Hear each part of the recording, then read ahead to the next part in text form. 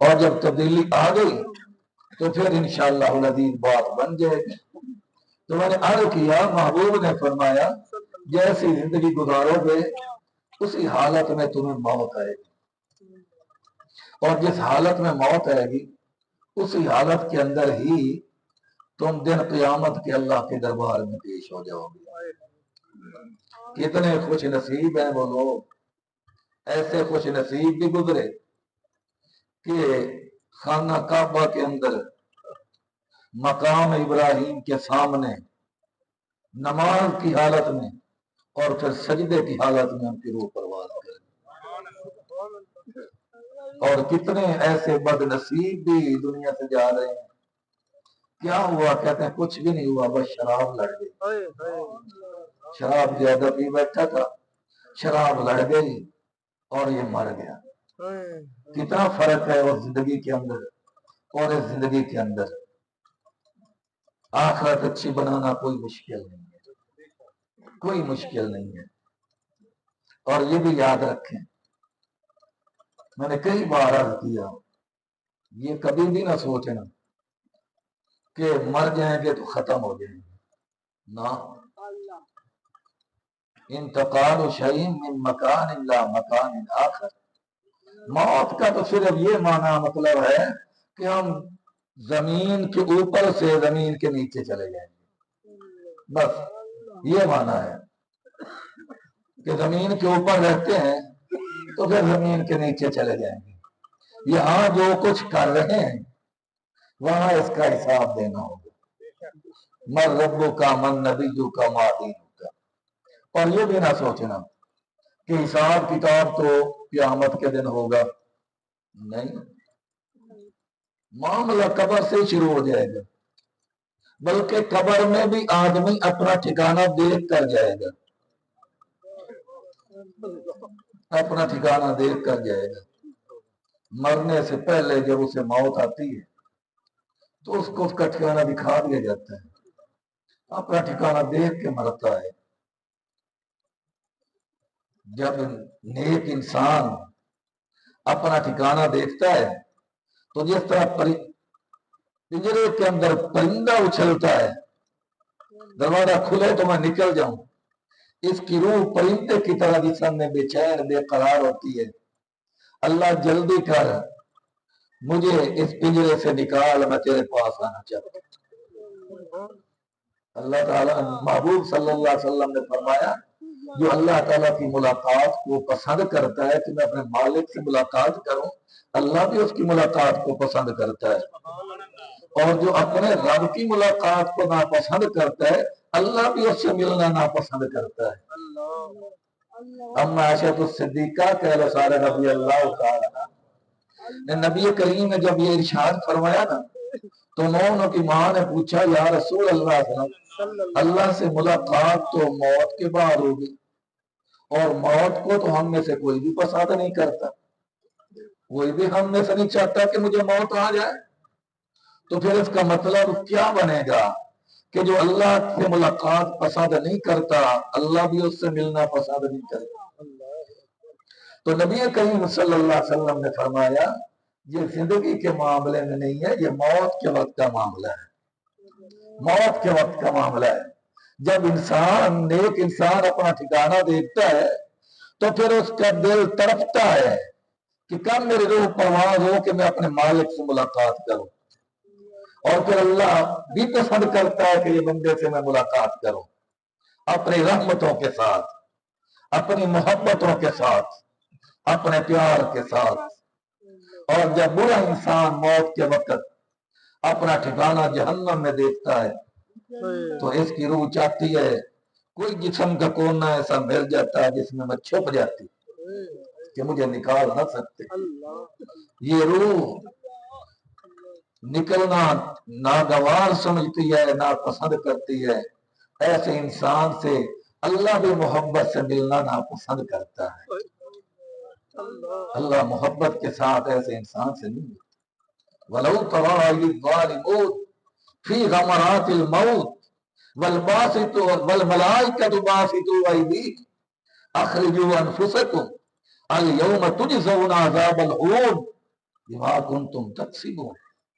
अल्लाह कहता है उस वक्त को जरा देखा करो जब जालिमों को मौत आती है। जब जालिमों को मौत आती है देखा करो उनकी क्या हालत होती है, कितनी बेचैनी होती है, कितने तड़प रहे होते हैं, कितनी बुरी बुरी आवाजें निकाल रहे होते हैं। वल मलाइकतु बासितू अयदीहिम, और फरिश्तों ने हाथ फैलाए हुए होते हैं, लोहे के गुर्जों के साथ मार रहे होते हैं। 360 जोड़ एक एक जोड़ के घर में लगाते हैं और कहते हैं अखरिजू अनफुसकुम, अपनी रूह हमारे हवाले करो। अल यौम तुजज़ौना अज़ाबल हून, आज तुम्हें जिल्लत वाला अजाब दिया जाएगा, रुसवाई वाला अजाब दिया जाएगा। आज के बाद तुम्हारे लिए तबाही तबाही है, बर्बादी ही बर्बादी है।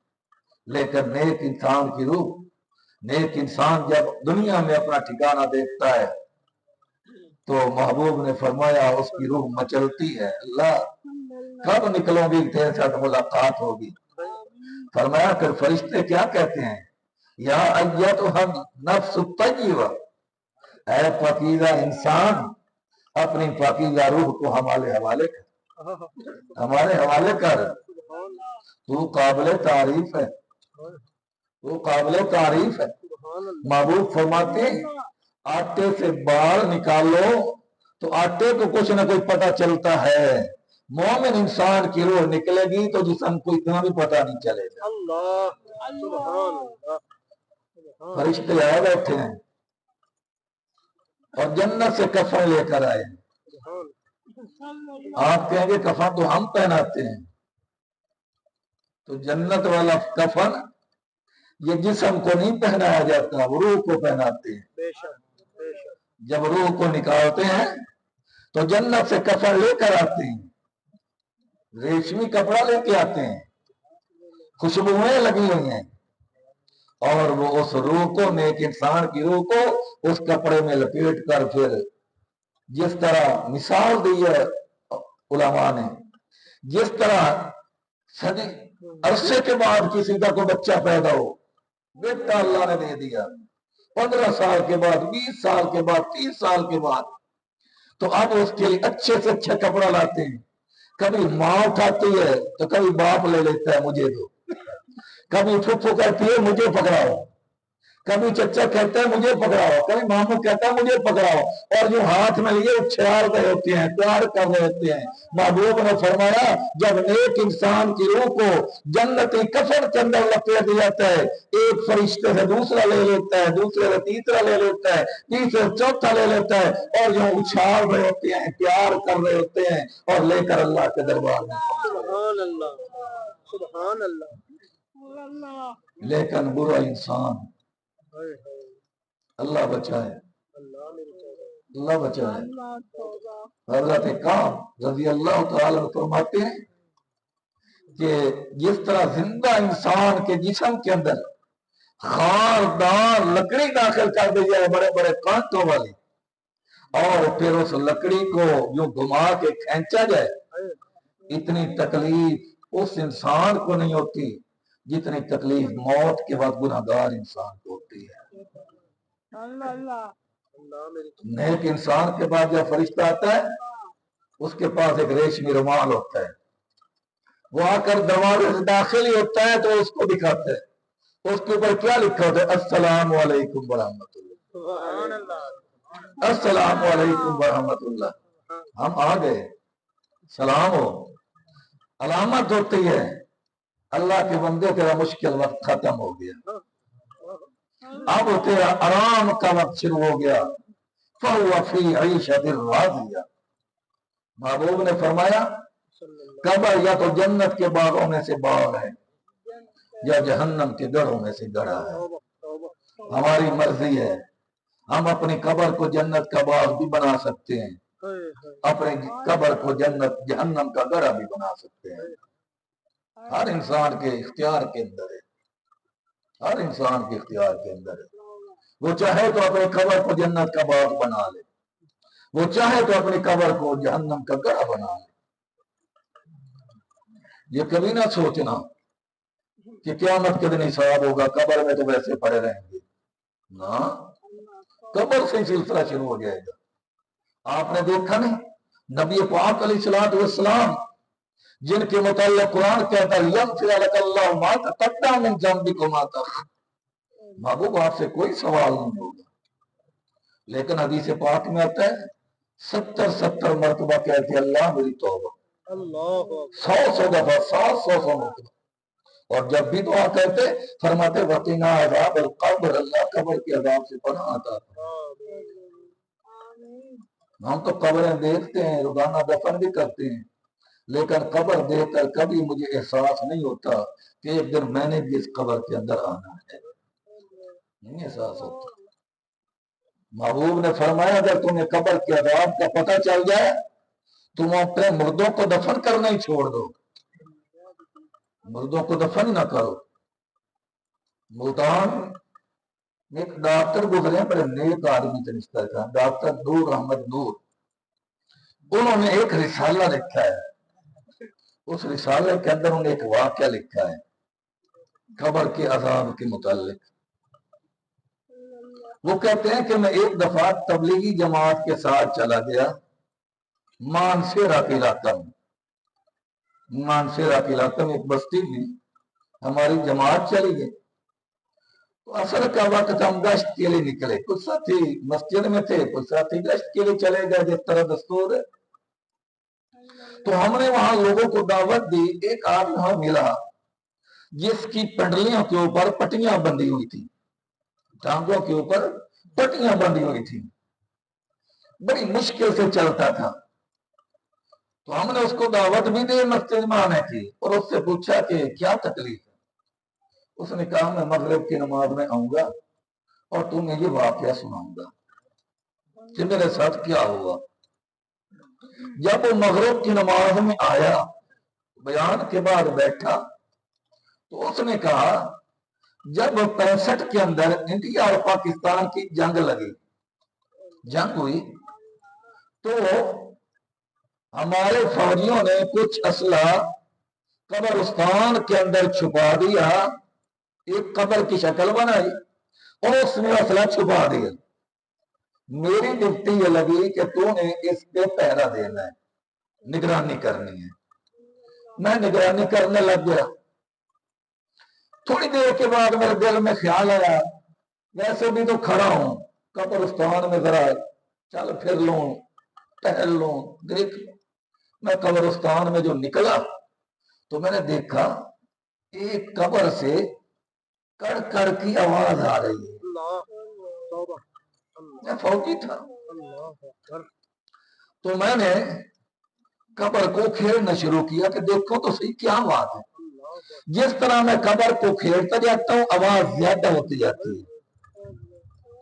جب میں نے قبر اکھیڑ لی، کفن آیا، میں نے کفن کو بھی الگ کر دیا، تو اندر ہڈیوں کا ڈھانچہ تھا، ہڈیوں کا پورا ڈھانچہ پڑا ہے، اور ان کے اوپر ایک چوہے کی شکل کا کوئی چیز بیٹھی ہے، چوہے کی شکل، وہ ان ہڈیوں کو یوں منہ لگاتا ہے اور پورا ڈھانچہ جو ہوتا ہے یوں کٹھا ہو جاتا ہے، اور آواز کڑک کڑک کی آواز آتی ہے، کڑ کڑ کی آواز آتی ہے۔ پھر وہ اٹھاتا ہے، پھر ڈھانچہ اسی طرح ہو جاتا ہے، پھر وہ کرتا ہے تو پھر کڑ کڑ، پھر ہڈیاں کٹھی ہو جاتی۔ میں بڑا پریشان ہوا، میرا خیال اس طرف دیا ہی نہیں۔ میں نے کہا یہ ہڈیاں کچھ ہے، اللہ کا بندہ ہے، تو میں نے بندوق میرے پاس تھی، میں نے فیر مارنے کی کوشش کی کہ اس چیز کو یہیں مار دوں، لیکن وہ چیز زمین کے اندر چھپ گئی، نظر نہیں آئی۔ جب میں پیچھے ہٹا تو میں نے دیکھا کہ وہی چوہے کی شکل کا ایک جانور، ایک چیز، دابت الارض، حشرات الارض میں سے کوئی چیز، کہتا ہے کہ میرے پیچھے دوڑ رہی ہے، میں آگے دوڑتا جا رہا ہوں، وہ میرے پیچھے دوڑتی آ رہی ہے۔ کہتا ہے کہ میں سمجھ گیا کہ میں اس سے بچ نہیں سکتا۔ سامنے پانی کا تالاب آیا، میں نے اس تالاب میں جا کر چھلانگ لگا دی۔ میں نے جب چھلانگ لگائی تو وہ چیز آئی اور اس نے تالاب کے کنارے بیٹھ کر پانی میں صرف منہ لگایا تو پانی کھولنے لگا، اتنا گرم پانی کھولنے لگا۔ کہتا ہے جہاں تک میری ٹانگیں پانی کے اندر تھی وہ میری ٹانگوں کا گوشت جو تھا وہ جل گیا۔ میں وہاں سے نکلا، میرے ساتھی دور کیا بات ہے، مجھے لے گئے پنڈی ہسپتال کے اندر، میں کئی دن رہا، افاقہ نہ ہوا، مختلف شہروں میں میں نے علاج کروائے، حتیٰ کہ مجھے باہر بھیج دیا گیا امریکہ، وہاں بھی میں نے علاج کروایا لیکن مجھے صحت نہیں ملی، اور میری ٹانگوں گلے سڑے، گوشت سے اتنی بدبو آتی تھی کہ لوگ قریب نہیں کھڑے ہو سکتے تھے۔ ڈاکٹر نور احمد نور کے لکھتے ہیں، کہتے ہیں کہ اس وقت بھی اس کی پنڈلیوں سے بدبو آ رہی تھی۔ تو ایک نمونہ ہے قبر کی عذاب کا، ایک نمونہ ہے قبر کی عذاب کا۔ ہم سوچ سکتے ہیں کہ یہ تو ایک نمونہ ہے، پتہ نہیں کتنی طرح کے عذاب قبر کے اندر ہوں گے۔ پھر میں غافل کیوں ہوں؟ پھر ہم غافل کیوں ہیں؟ اولاد کا فکر کرتے ہیں، کاروبار کا فکر کرتے ہیں، جائیداد کا فکر کرتے ہیں، صحت کا فکر کرتے ہیں، ہر چیز کا فکر کرتے ہیں، آخر قبر کا ہم کب فکر کریں گے؟ کب فکر کریں گے؟ وقت ہے ہم سب توبہ کر لیں، ہم سب توبہ کر لیں، اس کی ذات بڑی غفور رحیم، سمندر کے جھاگ سے بھی زیادہ گناہ ہو گئے، ایک مکھی کے سر کے برابر آنسو نکل آیا تو تیرے میرے گناہ معاف ہو جائیں گے۔ دنیا معاف نہیں کرتی، خدا تو معاف کر دیتا ہے۔ محبوب نے فرمایا ان اللہ یقبل التوبہ، اللہ تبارک و تعالی بندے کی توبہ قبول کرتے رہتے ہیں، معلوم یغرغر، جب تک غرغرہ شروع ہو، موت کا غرغرہ جب شروع ہو گیا اب آدمی کہتا ہے مجھے معاف کر دے، اوپر سے آواز آتی اب توبہ کا دروازہ بند ہو، اب توبہ کا دروازہ بند ہو چکا ہے۔ اللہ تعالیٰ اس وقت سے پہلے ہمیں سب گناہوں سے توبہ کرنے کی توفیق عطا فرما۔ کمزور ہے، کمزور ہے، پھر دور بھی قرب قیامت ہے، سب نشانیاں ظاہر ہو چکی، چند نشانیاں قیامت کی باقی ہیں۔ تو اس لیے اللہ کی رحمت زیادہ متوجہ رہتی ہے، زیادہ متوجہ رہتی ہے۔ ہم وقت ضائع کیے بغیر اپنے گناہوں کی اللہ سے معافی مانگ لیں۔ عذاب قبر کے متعلق ایک اور مشہور و معروف واقعہ آپ نے بھی سنا ہوگا۔ بنی اسرائیل میں ایک آدمی بڑا گناہ گار تھا، بڑا ہی گناہ گار تھا، جب موت کا وقت آیا تو کانپ گیا، اس نے کہا میرے بیٹو جب میں دنیا سے چلا جاؤں تو میرے وجود کو، جسم کو جلا دینا، راکھ بنا دینا، جو کوئی ہڈیاں بچ جائیں تو انہیں پیس دینا اچھی طرح، پھر اس کے بعد ان کو سنبھال کے رکھ لینا، جب کبھی اندھیر آئے نا، تیز ہوا آئے تو جنگلوں میں چٹا جا کے صحرا میں آدھا میرے خاک جو ہے وہاں بکھیر دینا اور آدھی سمندر میں ڈال دینا۔ بیٹوں نے پوچھا ابا جان کیوں؟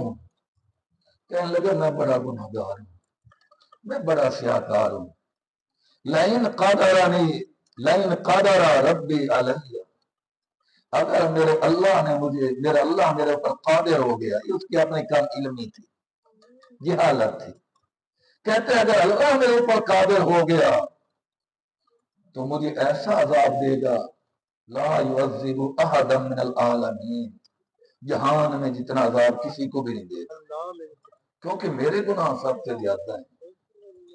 اگر میں اللہ کے دربار میں پیش ہوا تو مجھے تو ایسا عذاب ملے گا جیسا عذاب کسی کو بھی نہیں ملے گا۔ لیکن جب ایسا کر دیا گیا، اللہ کے لیے کیا مشکل تھی؟ اللہ نے تو سمندروں کو آرڈر دیا خاک واپس کرو، جنگلات کو آرڈر ملا خاک واپس کرو، ہوا نے سب کچھ اکٹھا کر دیا، ڈھانچہ تیار، جسم تیار۔ اللہ کہتا ہے میں یہ کر سکتا ہوں، الیس ذالک بقادر علی ان یحیی الموتى، کیا میں اس بات پر قادر نہیں ہوں کہ مردوں کو زندہ کر دوں گا دن قیامت کے؟ کیوں مشکل سمجھتے ہو؟ اللہ نے کہا تو نے یہ کیوں کیا؟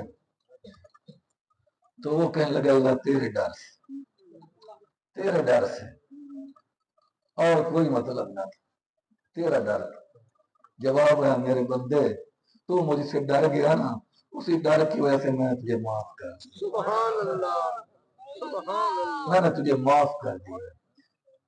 آج سانپ سے ڈرتے ہیں، بچھو سے ڈرتے ہیں، ایم پی اے سے ڈرتے ہیں، ایم این اے سے ڈرتے ہیں، نہیں ڈرتا میں تو خدا سے نہیں ڈرتا۔ اگر اللہ کا ڈر میرے دل میں ہوتا تو کبھی میری زندگی کا یہ حال نہ ہوتا، کبھی ہم غفلت کی زندگی نہ گزارتے، کبھی ہم کاہلی کی زندگی نہ گزارتے۔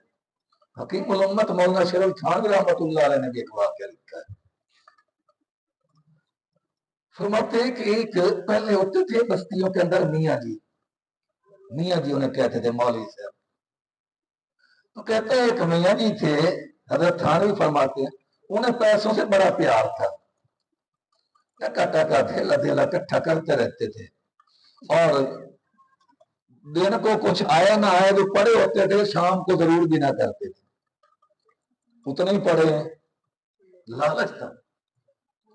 ویل لکل ہمزۃ لمزہ الذی جمع مالا وعددہ، ہلاکت ہے، بربادی ان لوگوں کے لیے جو مال جمع کرتے ہیں پھر گن گن کے رکھتے ہیں، نہ زکوٰۃ دیں نہ عشر دیں نہ خیرات کریں۔ فرمایا ویل لکل، ان کے لیے تو ہلاکت ہی ہلاکت ہے، بربادی بربادی۔ کیوں گن گن کے رکھ رہے ہو؟ کیوں زکوٰۃ نہیں نکالتے؟ یا سب ان مال اخلدا، کیا تم سمجھتے ہم یہاں ہمیشہ رہیں گے؟ نہ، کلا لینبذن فی الحطمہ وما ادراک ما الحطمہ نار اللہ الموقدہ التی تطلع علی الافئدہ انا علیہم مؤصدہ فی امد ممددہ۔ جس تنور کو جلا کر اس پہ ڈھکنا دے دیا جائے تو ساری حرارت تپش اس کے اندر جمع ہو جاتی ہے، فرمایا ایسے ہی تمہیں ڈال دیا جائے گا جہنم کے اندر، اور ان پیسوں کے ساتھ تمہارے جسم کو داغا جائے گا، جس طرح روہی جانے والے جانور کو داغ لگاتے ہیں تمہیں داغا جائے گا ان کے ساتھ۔ فرماتے اس کو مولوی صاحب کو بڑا پیار تھا پیسے کے ساتھ، تو پھر طالب علم ہی ہوتے ہیں، انہوں نے دیکھا کہ استاد جی روزانہ تھیلی کھولتے ہیں، پیسے گنتے ہیں، کچھ نہ کچھ ساتھ رہتے کرنا چاہیے۔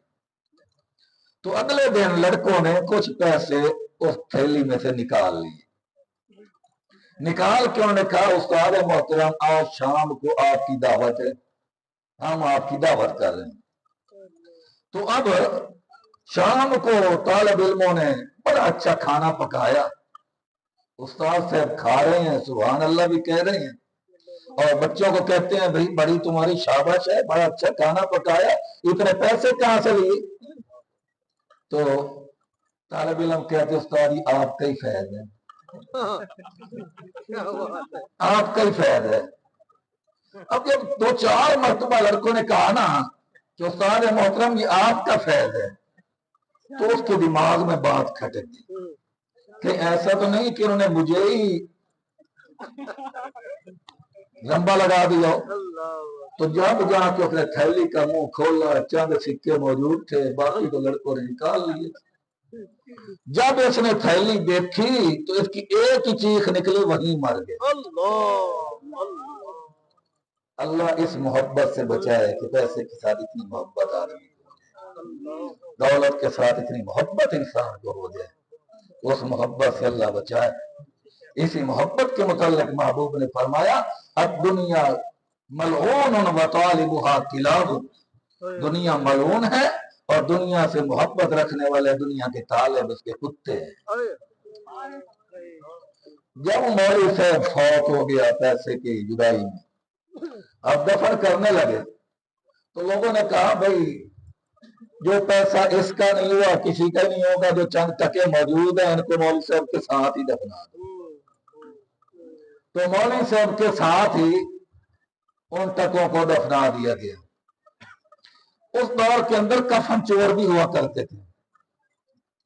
حضرت تھانوی فرماتے کفن چور رات کو پہنچا، اس نے قبر کھولی کفن چرانے کے لیے، تو کیا دیکھتا ہے کہ اس کے جسم کے اوپر وہ ٹکے پڑے ہیں، اور اس طرح جس طرح لوہا بٹھی میں ڈالو نا تو سرخ ہو جاتا ہے، اس طرح سرخ ہے، لاٹیں نکل رہی ہیں، چمک نکل رہی ہے۔ تو کفن چور نے سوچا کہ یہ تو کوئی سونے کے سکے ہیں، سونے کے سکے ہیں، کیا کرنا کفن کا، یہی سکے نکالو۔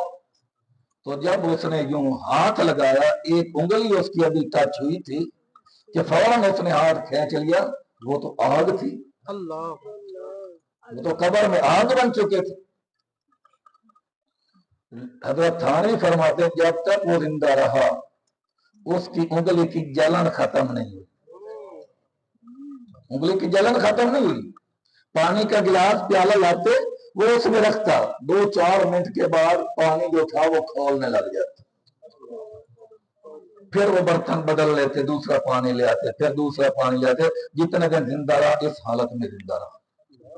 تو اب میں بھی اور آپ بھی غور کریں کہ اس ٹکے کو اس کی ایک انگلی لگی تو اس کا یہ حال تھا، جو قبر کے اندر پڑا ہے اس کا کیا حال ہوتا۔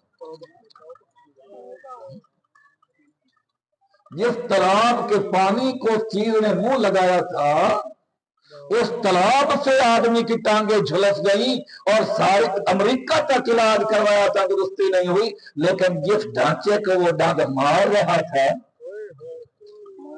اس کو کتنی تکلیف ہو رہی ہوگی۔ یہی ہم ذہن میں لے آئیں تو بیڑا پار ہو جائے گا، بیڑا پار ہو جائے گا۔ نبی کریم صلی اللہ علیہ وسلم نے سمجھانے میں کوئی کمی نہیں کی، بالکل نہیں کمی کی۔ نبی پاک علیہ السلام کی عادت مبارک تھی،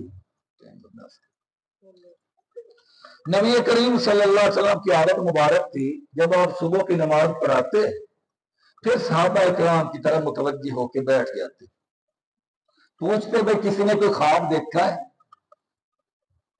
تو جس صحابی نے خواب دیکھا ہوتا وہ بتا دیتا، نبی کریم صلی اللہ علیہ وسلم مناسب سمجھ کے تو خواب کی تعبیر بتا دیتے۔ ایک دن محبوب صلی اللہ علیہ وسلم نے حسب عادت فرمایا بھائی تم میں سے کسی نے کوئی خواب دیکھا ہو؟ تو سب نے کہا یا رسول اللہ ہم نے کوئی خواب نہیں دیکھا۔ محبوب نے فرمایا آج پھر میں محمد کریم نے خواب دیکھا، میں تمہیں بتاؤں میں نے کیا دیکھا۔ صحابہ کرام نے پوچھا یا رسول اللہ بتا۔ محبوب نے فرمایا رات میں سویا ہوا تھا، خواب میں 2 آدمی آئے، انہوں نے مجھے کہا محبوب اٹھیے ہمارے ساتھ چلیے۔ میں ان کے ساتھ چل پڑا، ایک جگہ پر پہنچے تو میں نے دیکھا ایک آدمی بیٹھا ہے اور دوسرا آدمی کھڑا ہے، جو کھڑا ہے نا اس کے ہاتھ میں چھرا ہے، چھرا، اور اس چھرے کے ساتھ کبھی اس بیٹھے انسان کے اس طرف رخساروں کو چیر دیتا ہے، پھاڑ دیتا ہے، کبھی اس طرف گالوں کو پھاڑ دیتا ہے، ادھر چھرا مارتا ہے، جب دوسری طرف جاتا ہے تو یہ ٹھیک ہو جاتا ہے، پھر ادھر چھرا مارتا ہے تو پھر یہ ٹھیک ہو جاتا ہے، یہی سلسلہ ہے۔ میں نے پوچھا یار یہ کیا ہے، یہ کون ہے؟ مجھے کہا چھوڑیے آگے چلیے۔ تو میں ان کے ساتھ آگے چل پڑا، تو میں کیا دیکھتا ہوں، ایک آدمی لیٹا ہوا ہے اور ایک آدمی کھڑا ہے، جو کھڑا ہے نا اس کے ہاتھ میں بڑا پتھر ہے، وہ پتھر لیتے ہوئے کے سر پہ زور سے مارتا ہے تو سر اس کا ریزہ ریزہ ہو جاتا ہے، پتھر دور جا گرتا ہے، وہ آدمی پتھر اٹھانے جاتا ہے تو یہ بالکل بھی یہ ٹھیک ہو جاتا ہے، پھر وہ پتھر مارتا ہے۔ میں نے پوچھا یہ کون ہے کیا ہے؟ مجھے کہا چھوڑیے آگے چلیے، آگے چلے گئے تو میں نے کیا دیکھا، ایک غار ہے تنور نما، جس طرح تنور ऊपर से जरा तंग होता है और नीचे से वो खुला होता है। तो गार ऐसी थी कि वो उसका मुंह तंग था और अंदर वो बहुत कुशादा थी, वसी थी। और उस गार में आग जल रही है, कुछ मर्द भी औरतें भी उसके अंदर जल रहे हैं। आग के शोलों के जरिया वो गार के किनारे तक आते हैं, फिर आग पीछे हटती है तो ये भी पीछे चले जाते हैं। तो मैंने पूछा ये कौन है? कहा गया छोड़ो जी, आगे चलो। मैं आगे चल पड़ा उनके साथ। क्या देखता हूं, एक खून की नहर चल रही है, खून की नहर। एक आदमी उस खून की नहर में खड़ा है और एक आदमी बाहर किनारे पे खड़ा है। जो किनारे पे खड़ा है उसके पास पत्थरों का ढेर लगा हुआ है, वो पत्थर उठा उठा कर इसको मार रहा है। ये बाहर निकलने की कोशिश जब भी करता है ये पत्थर मारता है, पीछे चला जाता है। मैंने पूछा ये क्या है? मैंने कहा आगे चलिए। मैं आगे चला गया तो मैंने देखा एक बूढ़ा आदमी बैठा है, बड़ा नूरानी चेहरा, बुजुर्ग, और छोटे छोटे बच्चे बैठे। मैंने कहा ये, कहने लगे आप आगे चलो। फिर वो मुझे दरख्त के ऊपर ले गए, दरख्त था उसके ऊपर ले गए। वहां मैंने बहुत खूबसूरत घर देखा। आगे ले गए तो और खूबसूरत घर देखा। ये ख्वाब सुना रहा हूं नबी पाक सल्लल्लाहु अलैहि वसल्लम का। महबूब फरमाते हैं, आखिर मेरे ख्वाब में कहा यार तुम अजीब लोग हो, सारी रात मुझे चलाते रहे, बताते नहीं हो ये क्या है क्या नहीं है। तो एक बोला, उसने कहा मैं जिब्रील हूं और ये मीकाईल है, हम अल्लाह ताला की तरफ से आए हैं तुम्हें बताने के लिए कि किस मुजरिम को क्या सजा मिलेगी। अब हम बताते हैं, जो आदमी बैठा था और दूसरा उसको पत्थर छुरा लेकर उसके गालें चीर रहा था, वो जिसकी गालें चीरी जा रही थी ना, वो गलत बातें फैलाने वाला था, बात का बतंगड़, झूठी बातें, झूठी कहानी, झूठे किस्से।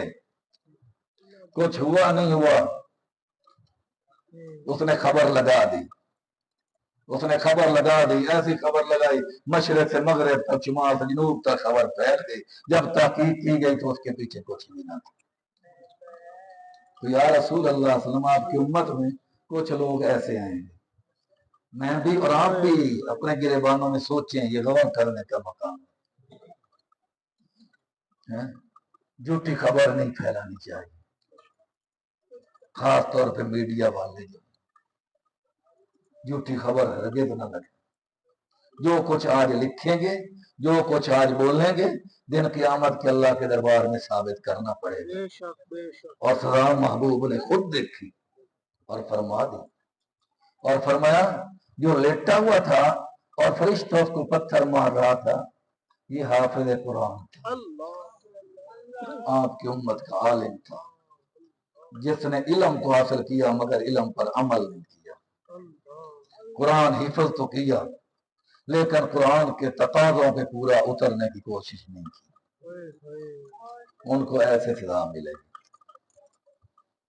और जो महबूब आपने गार देखी और मर्द औरत उसमें जलते देखे, वो मर्द औरत बदकार थे, वो मर्द थे जिन्होंने अपने बस बिस्तर छोड़कर गैरों के बिस्तरों को आबाद किया। वो बदबख्त औरतें थी जिन्होंने अपने खामदों के साथ बेवफाई की, अपने खामदों के हक में खयानत की, गैर के बिस्तर को आबाद किया। ये वो आपको आग के अंदर, गार के अंदर जलते हुए नजर आए। और जो नहर, आग की नहर में आपने देखा, वो सूदखोर था। ये सूदखोरों की सजा है।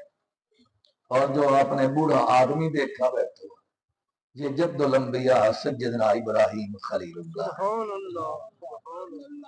और जो आपने छोटे छोटे बच्चे देखे, वो मुसलमानों के वो बच्चे हैं جو بچے جوان ہونے سے پہلے فوت ہو گئے، بچپن میں ہی فوت ہو گئے، اور پھر آپ نے جو گھر اچھے دیکھے، یہ نیک لوگوں کے گھر اللہ نے دکھلائے، جنتیوں کے گھر اللہ نے دکھلائے۔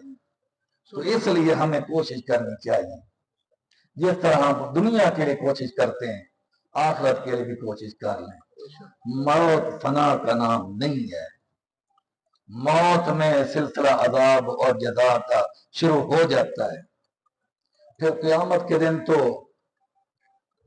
باقاعدہ طور پہ کام شروع ہو جائے گا۔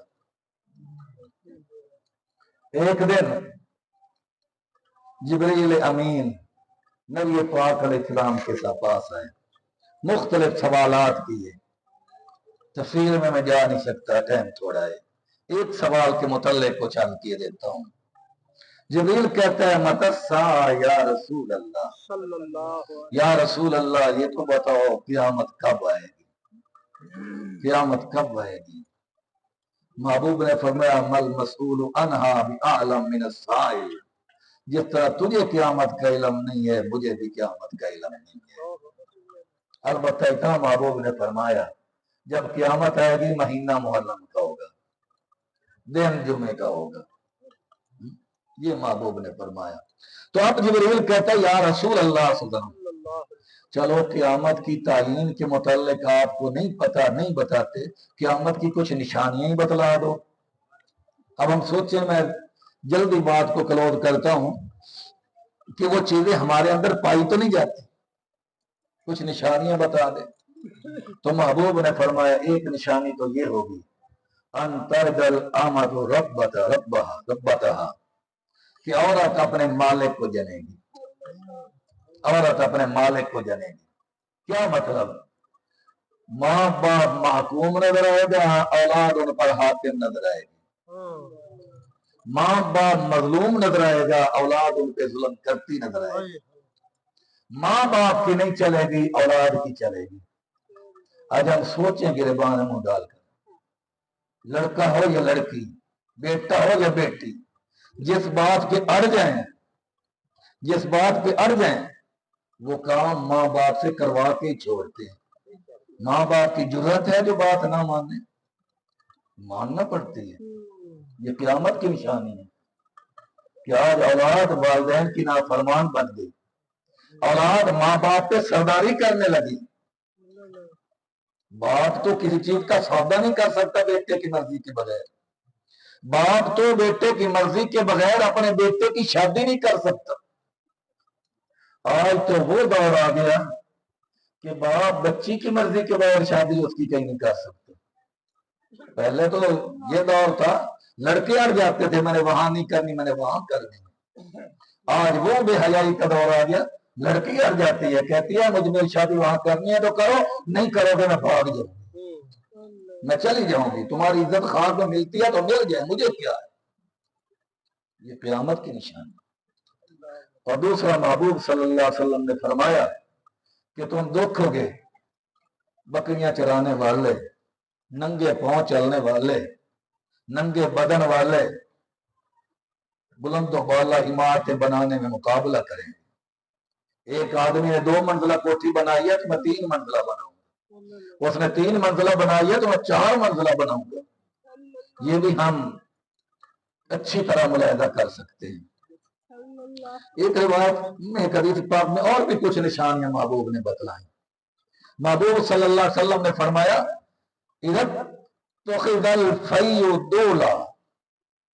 جب دیکھو کہ بیت المال کو لوگوں نے اپنی ملکیت سمجھ لیا ہے، سرکاری خزانے کو حاکموں نے اپنی ملکیت سمجھ لیا ہے، جبکہ سرکاری خزانہ عوام کی فلاح و بہبود کے لیے انہوں نے اپنے اللہ تعالیٰ کے لیے استعمال کرنا شروع کر دیا، سمجھ لینا قیامت قریب ہے۔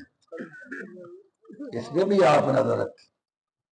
فرمایا مال کی کثرت ہوگی، مال کی کثرت ہوگی، عورتوں کی بھی کثرت ہوگی، بچے تھوڑے پیدا ہوں گے، بچیاں زیادہ پیدا ہوں گی، حتیٰ کہ ایک ایک گھر کے اندر ایک ایک مرد ہوگا، 50 عورتیں ہوں گی، ایک مرد 50 عورتوں کا کفیل ہوگا۔ محبوب صلی اللہ علیہ وسلم اور فرمایا لوگ امانت کو مال غنیمت سمجھنے لگ جائیں گے.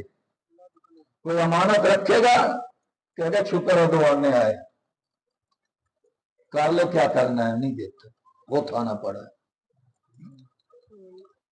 اور وہ زکات اور زکات کو ٹیکس سمجھنے لگے, مغرمن ٹیکس سمجھنے لگ جائیں گے. بتایا جائے گا کہ زکات بھی دینی ہے, عشر بھی نکالنا ہے, تو ان کو ایسا محسوس ہوگا جیسے اللہ نے کوئی ٹیکس لگا دیا.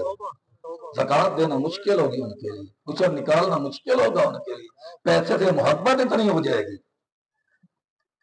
اور محبوب نے فرمایا, میں چیدہ چیدہ باتیں عرض کر رہا ہوں, پھر کبھی میں تفصیل کے ساتھ اس عنوان پہ عرض کروں گا. محبوب نے فرمایا اطاع الرجل لامرأته واتقى امه.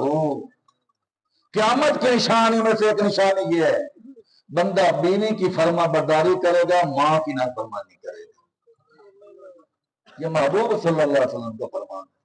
اطاع الرجل امرأته, آدمی اپنی عورت کی اطاعت کرے گا. عورت کہتے ہیں یوں کرنا ہے, ماں کہتے ہیں یوں کرنا ہے. اب یہ کیا کہتا ہے, ماں کی خیر ہے, چھوٹے چھوٹے بچے ہیں, اب یہ چلی گئی تو میرا کیا بنے گا. تو عورت کی اطاعت کرتا ہے, ماں کی اطاعت نہیں کرتا. ماں کا نافرمان ہے, عورت کا فرما بردار خامد ہے. اور فرمایا ادنا صدیقہ واقصى اباہ.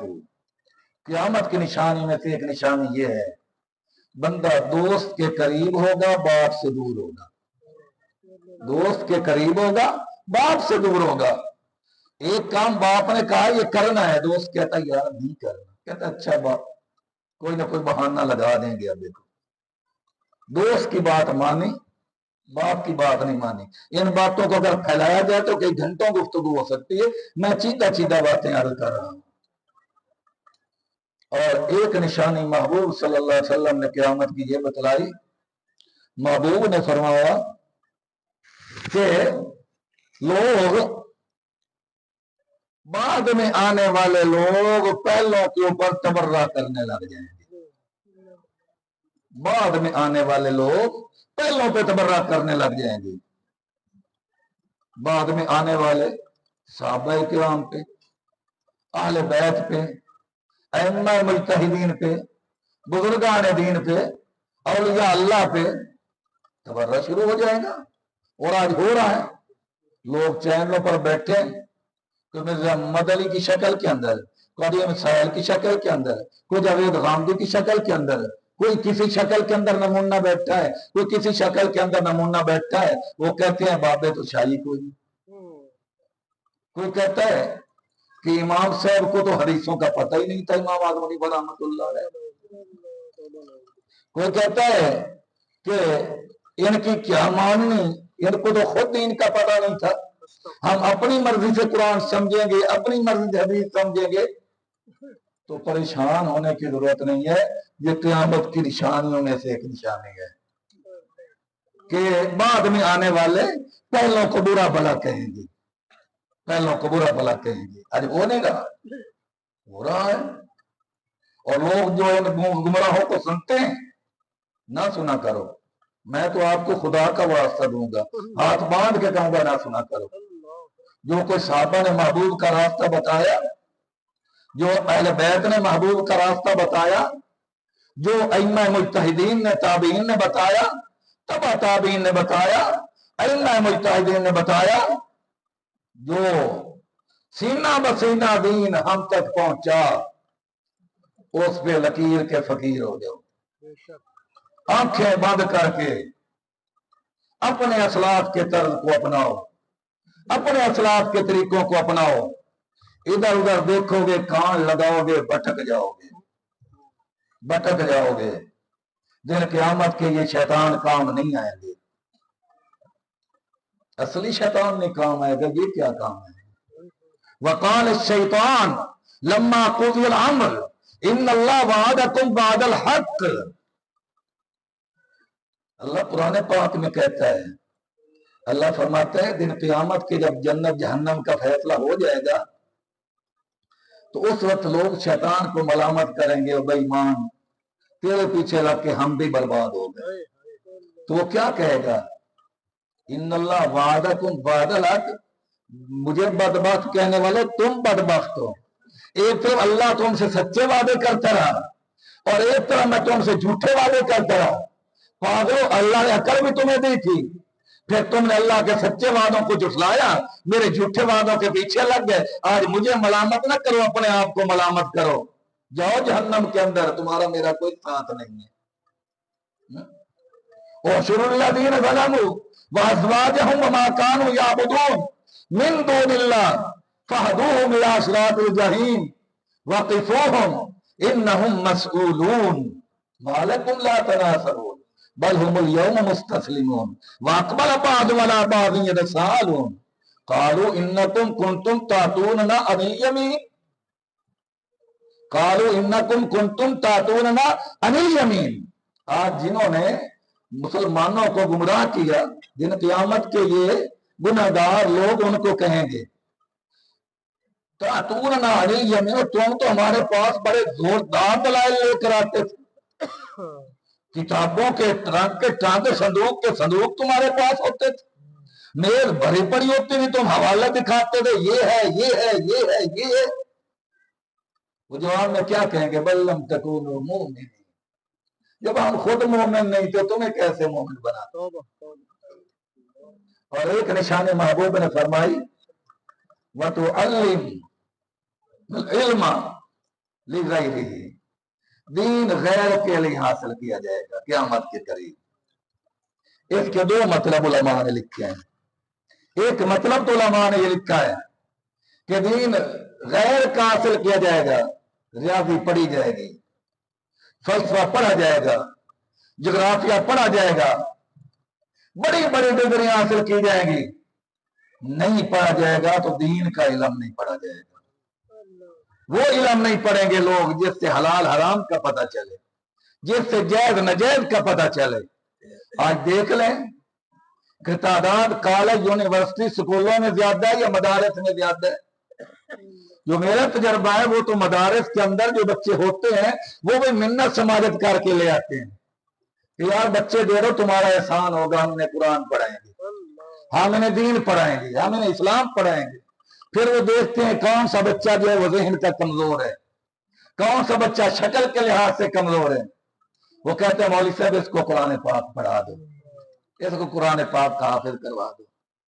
اور سکولوں کی طرف، کالجوں کی طرف، یونیورسٹیوں کی طرف کتنا میلان ہے. تو محبوب نے فرمایا دین غیر کے لیے حاصل کیا جائے گا. اور ایک مطلب علماء نے لکھا ہے دین علم کا حاصل کیا جائے گا قیامت کے دن، لیکن اس سے مقصد اللہ کو راضی کرنا نہیں ہوگا، دنیا کمانا ہوگا، دنیا کمانا ہوگا. تفصیل میں جاؤں تو بات بڑی دور جائے. آج کوئی عالم ہے، کوئی خطیب ہے، کوئی مقرر ہے، کوئی فلاسفر ہے، اپنے اپنے چینل بنائے ہوئے، اپنے اپنے چینل. اور ہر کسی کی چاہت یہ کہ میں نئی سے نئی چیز تلاش کروں اور اس چینل پہ ڈالوں تاکہ میرے فالوور بڑھیں اور میں پیسہ حاصل کروں. تو آج دنیا کی دوڑ لگ چکی ہے. دنیاوی علم بھی دنیا کمانے کے لیے، دین کا علم بھی دنیا کمانے کے لیے حاصل کیا جا رہا ہے بلا تفریق، بلا تفریق.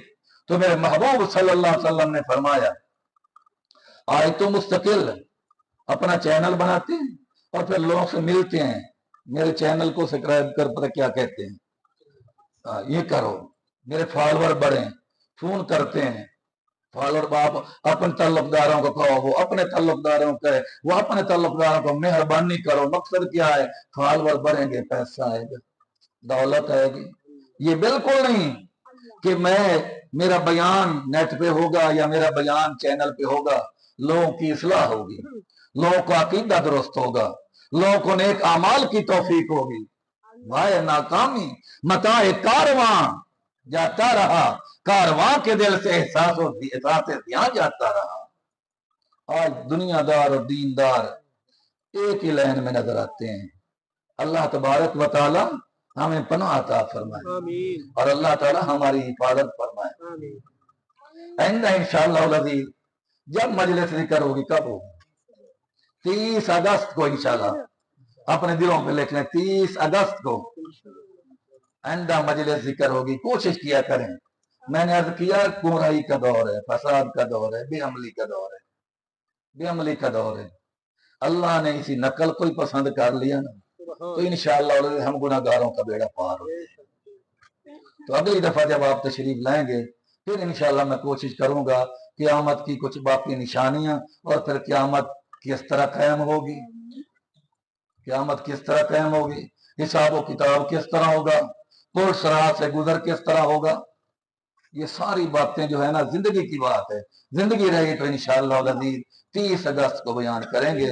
آپ حضرات انشاءاللہ العزیز خود بھی تشریف لائیں گے اور ساتھیوں کو بھی دعوت دیا کرو، مفت کی نیکی ہے، مفت کی نیکی، دعوت سے دین پھیل رہا ہے، دعوت سے۔